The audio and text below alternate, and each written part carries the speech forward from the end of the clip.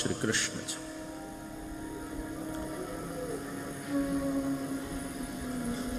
તો પૃથ્વી વિષ્ણુ પત્ની છે.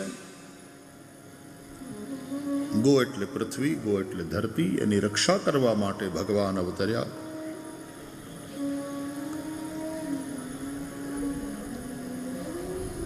ગાયોની રક્ષા કરવા માટે ભગવાન આવ્યા.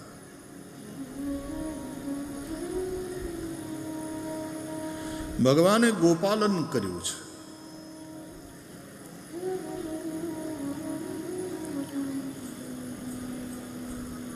ગો એટલે ઇન્દ્રિયો, એની રક્ષા પણ ભગવાન કરે. જ્યારે ઇન્દ્રિયો પતિ તરીકે ભગવાનને જ વરણ કરે,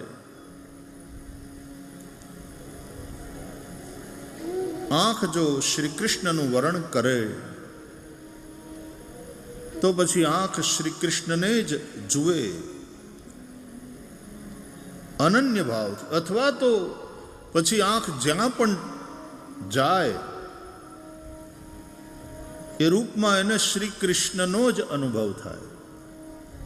કૃષ્ણમયી દ્રષ્ટિ.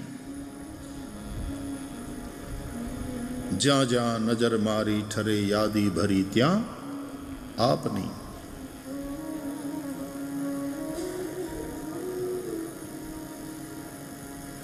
સર્વત્ર શ્રી કૃષ્ણ દેખાય. કાન કૃષ્ણને જ સાંભળે, જેવા શ્રી કૃષ્ણ ચર્ચા જ કરે. મન શ્રી કૃષ્ણનું જ ચિંતન કરે. યત્રૈવ યત્રૈવ મનોમદીયમ. ત્યાં ત્યાં શ્રી કૃષ્ણનું સ્વરૂપ. જ્યાં જ્યાં મારું મસ્તક ત્યાં ત્યાં ચરણદ્વયોસ્તે. હે નાથ, ત્યાં આપના ચરણારવિંદ. મારું મસ્તક સદૈવ એ ચરણારવિંદમાં જ ઝૂકે. શ્રી કૃષ્ણ ગાયોને ચારવા જાય, ઘાસ ચરવા જાય. ગાયો, એ ઘાસ છે ને, એ ઇન્દ્રિયોના વિષયો છે. ગાયો એટલે ઇન્દ્રિયો. આંખ સવાર પડે, આંખ ઉઘડે, માણસ જાગે એટલે આંખ રૂપનો ચારો ચરવા નીકળે. આંખ રૂપી ગાય. કાન શબ્દનો ચારો ચરવા નીકળે. શ્રોત્રેન્દ્રિય. ત્વચા સ્પર્શનો ચારો ચરે. નાસિકા ગંધનો ચારો ચરે. વિષયો એ ઇન્દ્રિયોનો ચારો છે. ઇન્દ્રિયો ગાયો.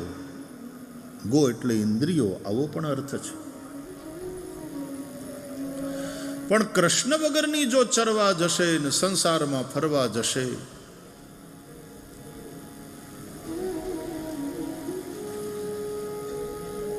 ન ચરવાનું ચરે, ન ખાવાનું ખાય. વિષયો એનો આહાર છે. ન ખાવાનું ખાય. આંખ ન જોવાનું જોવે, કાન ન સાંભળવાનું સાંભળે, જીહવા ન ખાવાનું ખાવે પીવે. એટલા માટે વેદોમાં દેવતાઓને પ્રાર્થના કરવામાં આવી, ભદ્રમ કર્ણે વિશૃણુયામ દેવા. હે દેવતાઓ, અમે અમારા કાન દ્વારા ભદ્ર સાંભળીએ, અમે અમારા ચક્ષુ દ્વારા ભદ્રના દર્શન કરીએ, અમે અમારા કાન દ્વારા એ જ સાંભળીએ જેનાથી ભદ્ર થાય. ભાગવતમાં ભગવાનને તસ્મૈ સુભદ્ર શ્રવસે નમો નમઃ કહીને સુખદેવજીએ વંદન કર્યા. જેને સાંભળવાથી આપણું કલ્યાણ થાય એવું સાંભળવું, જે જોવાથી આપણું કલ્યાણ થાય એવું જોવું. ભદ્રમ પશ્યેમ અક્ષભિ. અમે નેત્ર દ્વારા અમારું ભદ્ર થાય એ જ જોઈએ. એટલે ગોવાળ જો શ્રી કૃષ્ણ હોય, ગોપાલ શ્રી કૃષ્ણ હોય અને એ ઇન્દ્રિયોને ચારવા લઈ જાય, ગાયોને ચારવા લઈ જાય, તો ખોટી જગ્યાએ ઇન્દ્રિયો ન જાય. ઇન્દ્રિયોની રક્ષા કરે ભગવાન. ભગવાનની પાસે બે વસ્તુ છે જ્યારે ગાયો ચારવા જાય ત્યારે. એક મુરલી છે, વેણું, અને બીજું છડી.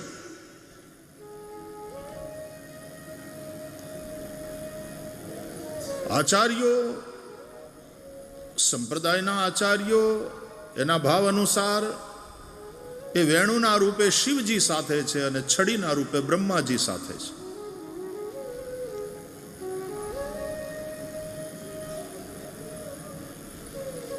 બ્રહ્માજીના 4 મુખમાંથી 4 વેદ અને એને વિધિ નિષેધ, વિધિ છે ને બ્રહ્મા, એટલે વિધિ નિષેધનું નિરૂપણ કર્યું કે આ કરાય, આ ન કરાય.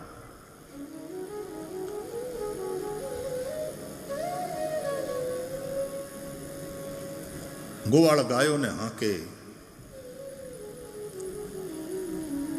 એ લઈ જાય ત્યાં ગાયો જાય, અને જ્યાં ન જવાનું હોય ત્યાં પાછો ગોવાળ લાકડીથી એ છડી બતાવીને દંડ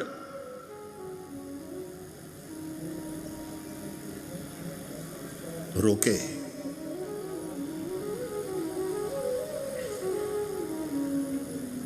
અને વેણું વગાડીને વાલ કરે. વેણુને સાંભળે અને ગાયો ગમે ત્યાં હોય ત્યાંથી પાછું ફરીને શ્રી કૃષ્ણ તરફ જુએ અને ક્યારેક ભાગીને શ્રી કૃષ્ણની પાસે આવે. ભગવાનની વેણુ ગીતની અંદર શ્રીમદ ભાગવતના 10મ સ્કંદમાં શુકદેવજીએ ગાયન કર્યું છે. ગાવશ્ચ કૃષ્ણ મુખ નિર્ગત વેણુ ગીત પીયુષ મુત્તભિત કર્ણ પુટૈ પિબંત્ય શાવાહા સ્નુતસ્તનપય કવલા સ્મૃતસ્થુ ગોવિંદમાત્મનિદૃશાશ્રુકલા સ્પૃશંત્ય.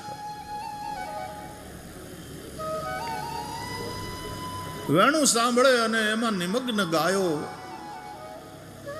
એકદમ રિલેક્સ અને એકદમ આનંદમય, ચિંતાથી મુક્ત, આનંદથી પૂર્ણ, એ પોતાના થનથી દૂધની ધારા કરતી હોય. દોવી ન પડે, દૂધ એની મેળે ગાય આપે. હજારો હજારો ગાયોના થનમાંથી શ્રી કૃષ્ણની વેણુ સાંભળીને સહજ વહેતી દૂધની ધારા એક નદી બની જાય છે. દૂધની ધવલ ધારા, એનો એક પ્રવાહ, એ નદી અને યમુનામાં ભળી જાય તો યમુનાના શ્યામ વારી ઉપર પછી એ ધવલ ધારાનો એક પટ્ટો એવો આમ ફેલાઈ જાય કે એવું લાગે કે યમુના મહારાણીએ રેશમી સફેદ સાડી પહેરી છે.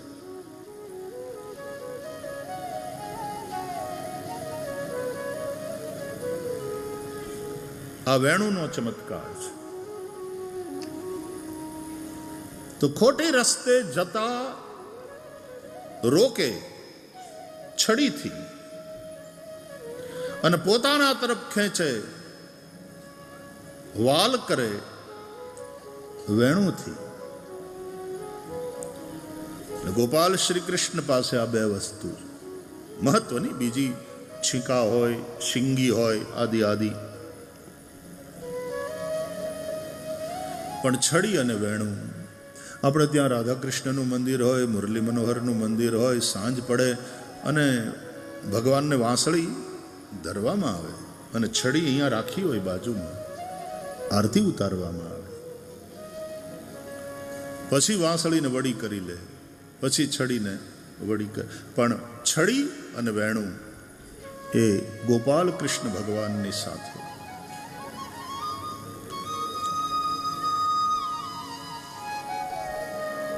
એક ભાવ એવો પણ છે કે આ વેણું છે એ રાધાજી છે. દિવસ દરમિયાન વેણુના રૂપમાં શ્રી રાધિકાજી ભગવાનની સાથે રહે છે.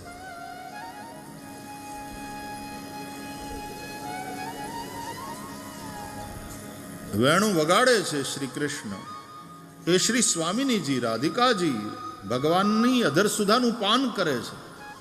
મધુરા ભક્તિમાં એવો પણ ભાવ છે.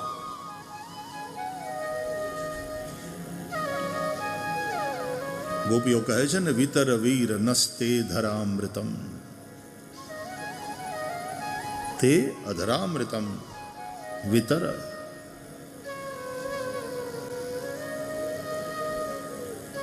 વેણુર મધુરા યષ્ટિર, વેણુ મધુર છે જેની યષ્ટિ મધુર છે. માં વાલ કરે ને છોકરાઓને તો એ પણ એમાં એક મધુરતા હોય. અને માં આંખ કાઢે, માં ગુસ્સો કરે, બાળક રડી પડે એની આંખમાંથી ડબ ડબ આંસુડા વયા જતા હોય, પણ એ દ્રશ્ય પણ મધુર છે. માનો ગુસ્સો મધુર છે, માનું નારાજ થવું મધુર છે,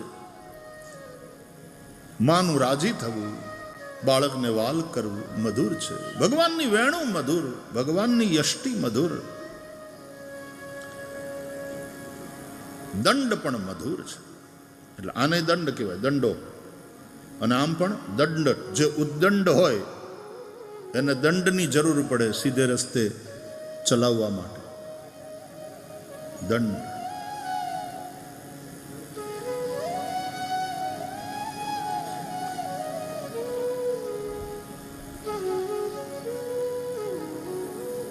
દંડની જરૂર. ફરીથી આ ચર્ચા થોડી થઈ પણ હતી, ફરીથી કહું, બાળકો વાલ કરવા યોગ્ય છે, પ્રેમ કરવા યોગ્ય છે, પણ દંડ જો સાવ નીકળી જાય, ભય સાવ નીકળી જાય તો એમાં બાળકનું ભલું નથી.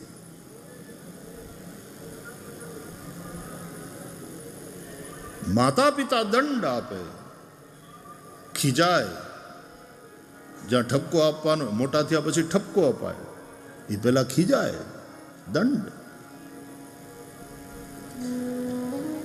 ગુરુ શિક્ષક દંડ આપે, અંગૂઠા પકડાવતા, ખબર ને, છેલ્લી બેન્ચ ઉપર આમ કાન પકડીને અથવા અદપ વાળીને ઉભા રાખતા, ઉઠબેઠ કરાવતા. અને એ દંડથી એનું કલ્યાણ થતું હતું,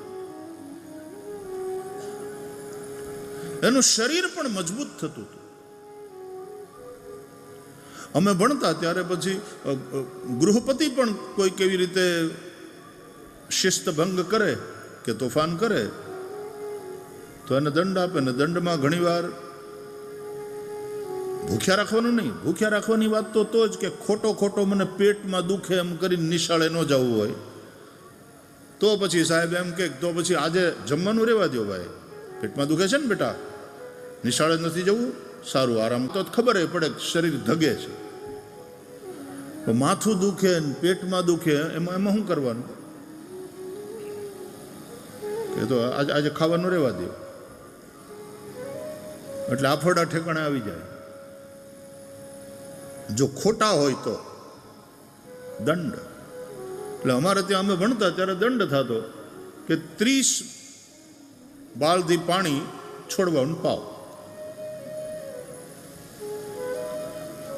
રોજ આટલી બાલટી પાણી છોડવાને પાવાનું. દંડ સારો છે, દંડ જરૂરી છે, દંડ કલ્યાણકારી છે. આજે દંડ કાઢી નાખ્યો તમે એટલે પછી જોજો ભવિષ્યની પેઢીનું શું થાય. હા, ઢોરની જેમ ન મરાય, ખોટું, એ પણ ખોટું છે, પણ એક ભય તો રહેવો જોઈએ. તો આપણે ચર્ચા કરી હતી કે સમાજનો ભય, કાનૂનનો ભય, નરકનો ભય. ધર્મની દ્રષ્ટિએ પાપ કરશું તો યમ લઈ જશે, યમના હાથમાં દંડ છે. દંડ ધરો કૃતાંત. ન યમસ્ય દંડમ ન યમસ્ય દંડાત નાહમ વિશંકે સુરરાજ વજ્રાન ન ત્રક્ષશૂલાન ન યમસ્ય દંડાત.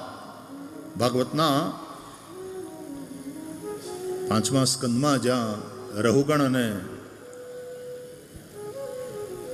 શ્રી જડભરતજીનો સંવાદ છે, ત્યાં રહુગણ કહે છે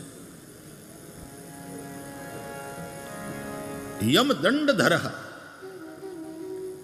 યમના હાથમાં દંડ છે. જે પાપ કરે છે, જે ખોટું કરે છે, એની સામે યમ દંડ ઉગામે છે. યમ એને દંડે, એના પાપ અનુસાર એને નરકની સજા આપે.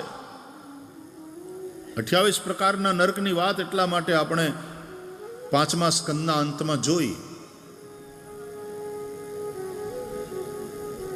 કેટલાક કર્મો આ જન્મમાં જ ફળ આપી દે, અને કેટલાક કર્મો જે પાક્યા ના હોય ને આ જન્મમાં આપણે કર્યા હોય, પણ આપણને આ જન્મમાં એનો દંડ કે એનું ફળ ન મળ્યું હોય, પાપ હોય કે પુણ્ય હોય, તો મર્યા પછી એ કર્મ સાથે આવે.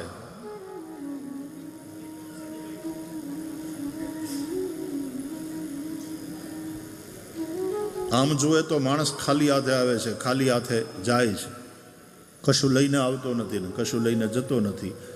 પણ બીજી રીતે જોઈએ તો ખાલી આવતોય નથી ને ખાલી જાતોય નથી. આવે છે પ્રારબ્ધ લઈને, પ્રારબ્ધને ભોગવવા માટે આવ્યો છે આ શરીરમાં, અને જાય છે પોતાના કર્મોને સાથે લઈને. સેંકડોના ટોળામાંથી વાછરું એની માં ગાયને ગોતી લે.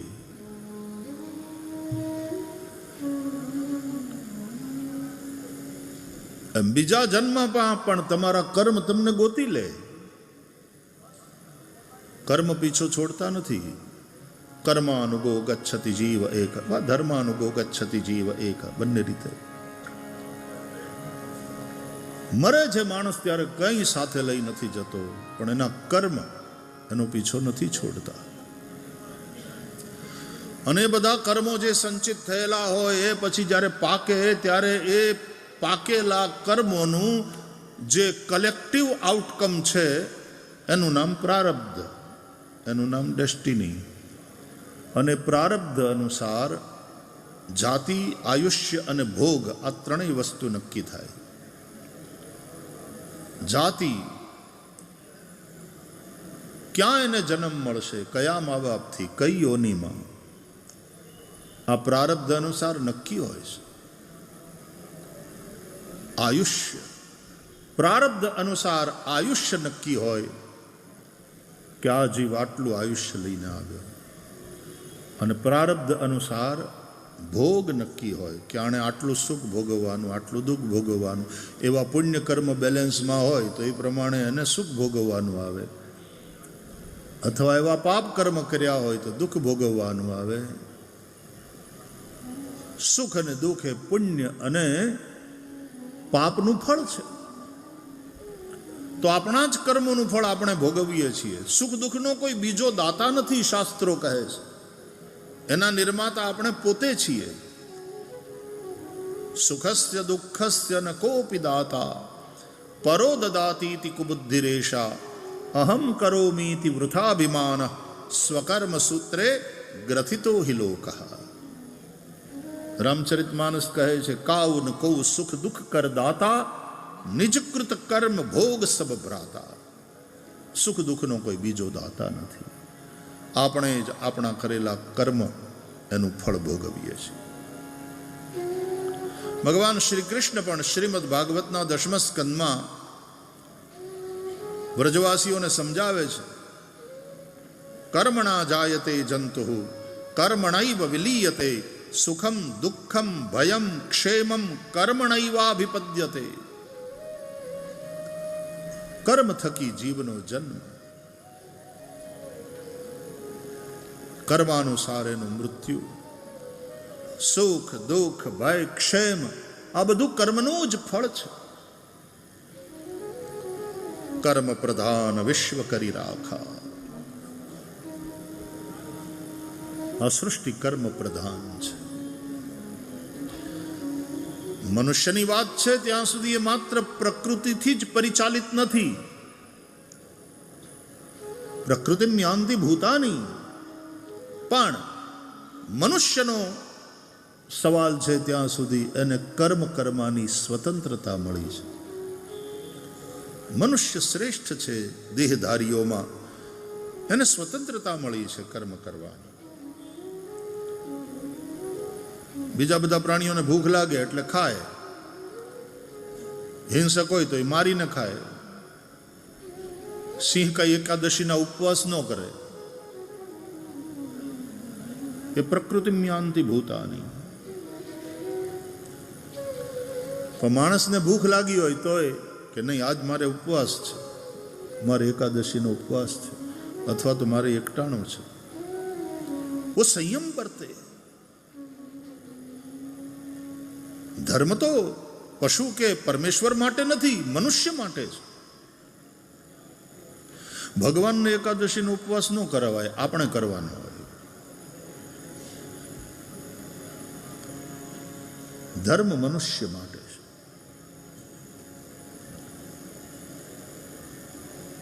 તો કર્મ કરવાની સ્વતંત્રતા મનુષ્યને છે.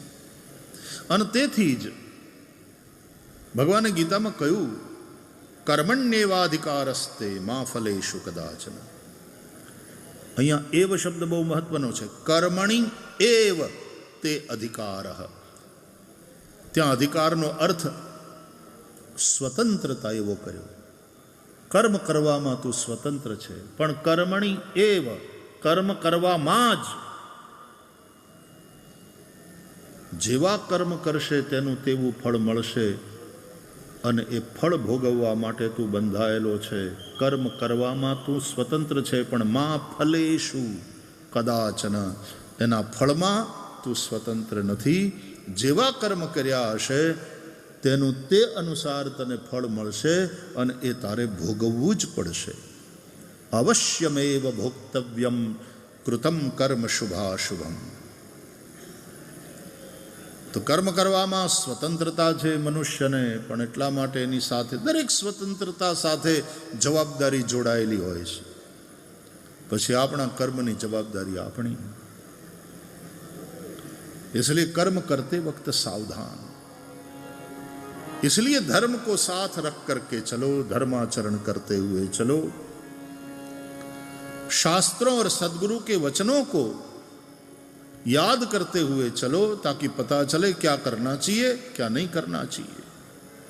विधि निषेध रूप धर्म, आ कराय आ न कराय, आ खवाय आ न खवाय, आ पीवाय आ न पीवाय, आम बोलाय आम न बोलाय. આ વિધિ નિષેધ રૂપ ધર્મ સતત આપણી સાથે હોવો જોઈએ. આપણી પાસે વિવેક હોવો જોઈએ. કર્મ કરતી વખતે વિવેકના પ્રકાશમાં યાત્રા કરો. બાકી તો કર્મ પ્રધાન વિશ્વ કરી રાખ.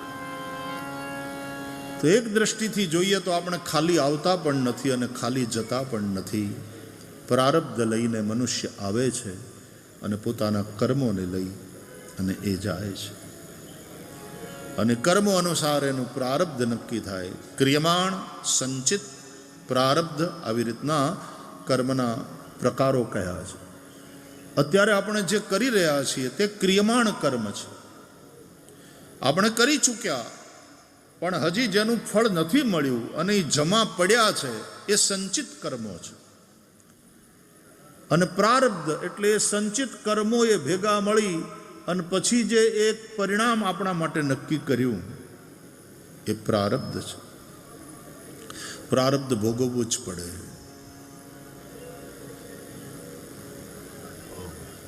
સંચિત એટલે ભાથામાં પડેલા બાણ. ક્રિયમાણ ધનુષ્યના ઉપર ચડાવેલું બાણ. પ્રારબ્ધ છૂટી ગયેલું બાણ. એવું છે. બાણ જ છે. એક ભાથામાં પડ્યું છે, એક ધનુષ્ય ઉપર ચડ્યું છે, પણ હજી છૂટ્યું નથી. ત્યાં સુધી તમે સ્વતંત્ર છો. છોડવું ન છોડવું, કોના ઉપર છોડવું, પણ છૂટી ગયું. પ્રારબ્ધ એ ભોગવવું જ પડે, એ પ્રમાણે થઈ ન રહે. જ્ઞાની મુક્ત એટલા માટે થાય છે કે આ ત્રણેય પ્રકારના કર્મથી એ છૂટે છે. ક્રિયમાણ કર્મ એ કર્તાપણાના અભિમાનને છોડીને કરે. હું નથી કરતો, આ તો પ્રકૃતિના ગુણોનું કાર્ય છે, ગુણોમાં વર્તે છે. નરસિંહ મહેતાએ ગાયું, હું કરું એ જ અજ્ઞાનતા. આ જ અજ્ઞાન છે, હું કરું છું એ. ગુણા ગુણેશ વર્તંત. જ્ઞાની સાક્ષી ભાવથી જુએ છે. કર્મ કરતાપણાનો અહંકાર નહીં અને કર્મ ફળની વાસના નહીં. ફલાશક્તિને છોડીને અને કર્તૃત્વાભિમાનથી મુક્ત થઈને એ કરતો નથી, થઈ રહ્યું છે બધું. લીલા માત્ર છે. એટલે ક્રિયમાણ કર્મ એને બાંધતા નથી. જ્ઞાનીના સંચિત કર્મમાં જ્ઞાનરૂપી અગ્નિ આગ લાગી જાય છે, એટલે સંચિત કર્મ બળીને ભસ્મ થાય છે. જ્ઞાનાગ્નિ દગ્ધ કર્માણમ તમાહુ પંડિતમ બુધા. જ્ઞાનના દ્વારા જેના બધા જ કર્મો બળીને ભસ્મ થયા છે એ પંડિત છે.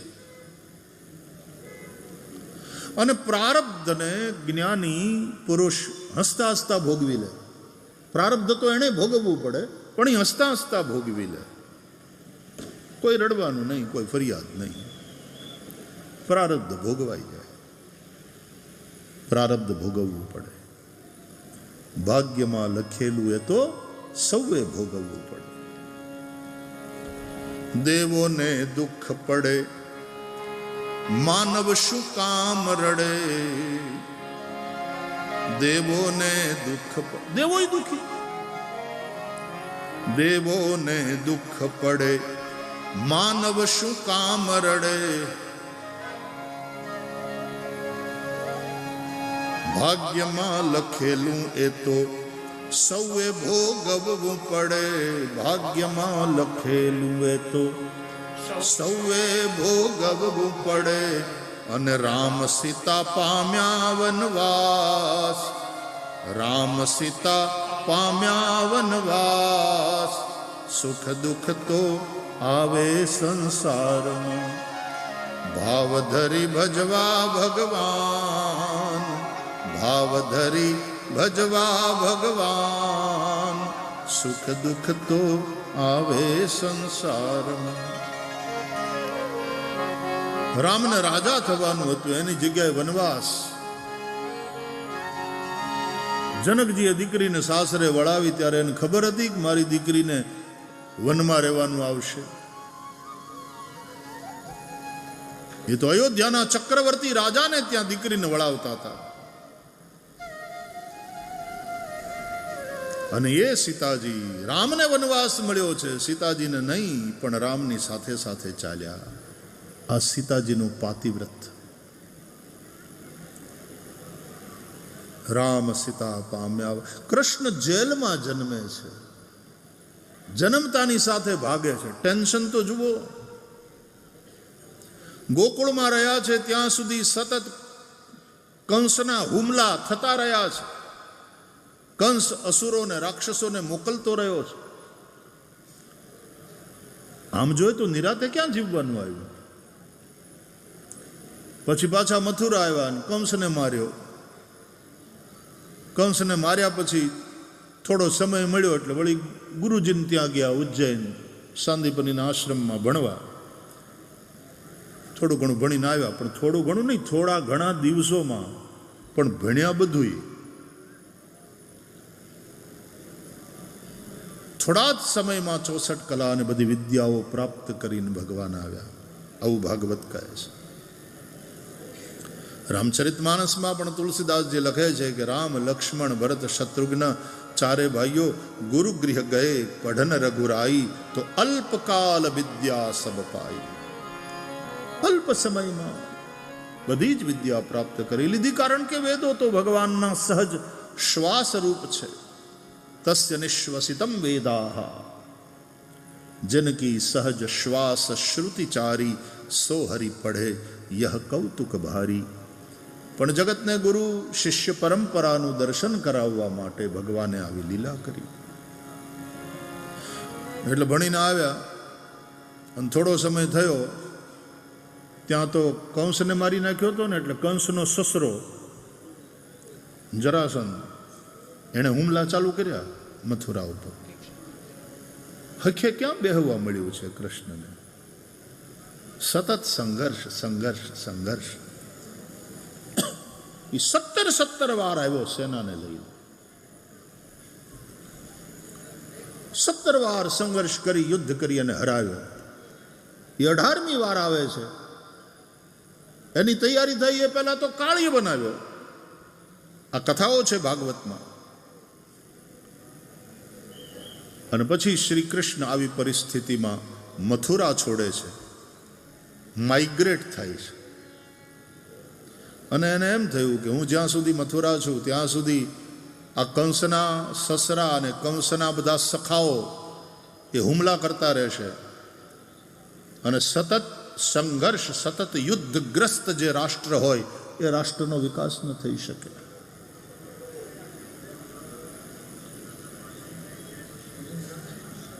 યુદ્ધ અનિવાર્ય બની જાય તો લડવું પડે એ વાત બરાબર છે, બાકી યુદ્ધ એ કોઈ સારી બાબત નથી. शांति और अमन के वातावरण में ही राष्ट्र का विकास हो सकता है, समाज का उत्थान हो सकता है.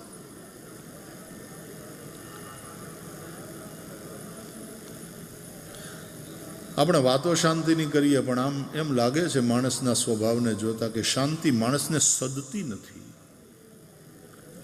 પેટ ચોળીને પીડા ઊભી કરે. શાંતિ જેવું આમ તો જોઈએ તો સમય જ નથી હોતો વિશ્વમાં. કાં તો યુદ્ધો થાય છે, અને જ્યારે લોકો યુદ્ધ નથી કરતા હોતા ત્યારે શું કરતા હોય છે? જ્યારે યુદ્ધ ન ચાલતું હોય તો એ શાંતિનો સમય ન કહેવાય. નહીં. કેમ? કે જ્યારે યુદ્ધો નથી થતા હોતા ત્યારે લોકો યુદ્ધની તૈયારીમાં લાગેલા હોય છે. અને જ્યારે તમે યુદ્ધની તૈયારીમાં લાગેલા હોય એ પણ શાંતિનો સમય નથી. અત્યારે દુનિયાના ડાયાઓ ભેગા મળીને ડખોળે છે દુનિયાને. વિશ્વની મહાસત્તાઓ જે રીતની રાજનીતિ કરે છે તો વિશ્વ આખાને એક સંઘર્ષ તરફ લઈ જવાની જાણે યોજના હોય. વિનાશ, અને વિનાશમાં જે લોકોને વિકાસ દેખાય છે આવા લોકો સત્તાના શીર્ષ સ્થાન ઉપર વિશ્વની અંદર બેઠા છે. ક્યાંક ને ક્યાંક નાના નાના ઉંબાડિયા થતા જ રહે છે, ક્યાંક ને ક્યાંક સળગતું જ રહે છે. પોતે જ હળગાવે ને પછી પાછા પોતે જ વળી ઠારવાનો દાવો કરે ને પછી કે એનું અમને નોબેલ મળવું જોઈએ, મેં આ યુદ્ધ રોક્યું, મેં આને. એમાં તમે જ છો, બધાડવામાં તમે. અને પાછા ડાયા થાવ છો કે એ તો મેં રોકાયું.